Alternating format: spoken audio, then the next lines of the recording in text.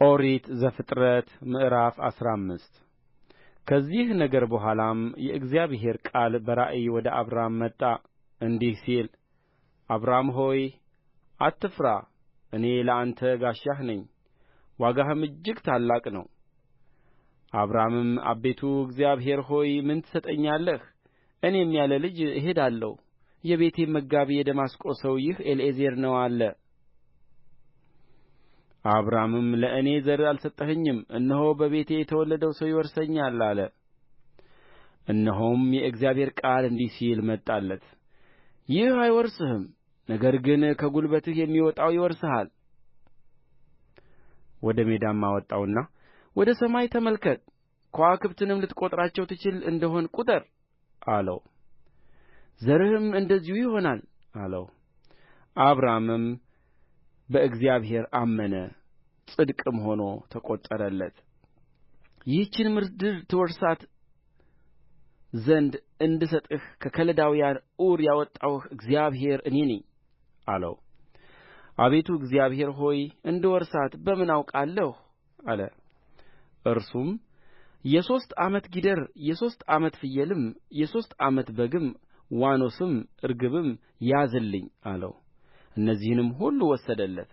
በየሁለትም ከፈላቸው የተከፈሉትንም በየወገኑ ትይዩ አደረጋቸው ወፎችን ግን አልከፈለም አሞራዎችም በሥጋው ላይ ወረዱ አብራምም አባረራቸው ፀሐይም በገባች ጊዜ በአብርሃም ከባድ እንቅልፍ መጣበት እነሆም ድንጋጤና ታላቅ ጨለማ ወደቀበት አብራምንም አለው ዘርህ ለእርሱ ባልሆነች ምድር ስደተኞች እንዲሆኑ በእርግጥ እወቅ ባሪያዎች አድርገውም 400 ዓመት ያስጨንቋቸዋል ደግሞም በባርነት በሚገዙአቸው ሕዝብ ላይ እኔ እፈርዳለሁ ከዚያም በኋላ በብዙ ከብት ይወጣሉ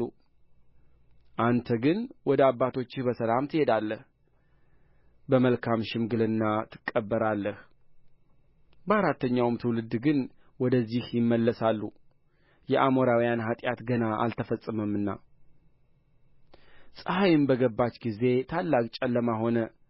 የምድጃ ጢስና የእሳት ነበልባል በዚያ በተከፈለው መካከል አለፈ በዚያ ቀን እግዚአብሔር ለአብርሃም እንዲህ ብሎ ቃል ኪዳን አደረገ ከግብፅ ወንዝ ጀምሮ እስከ ትልቁ ወንዝ እስከ ኤፍራጥስ ወንዝ ድረስ ይህችን ምድር ለዘርህ ሰጥቼሃለሁ ቄናውያንን ቄኔዛውያንንም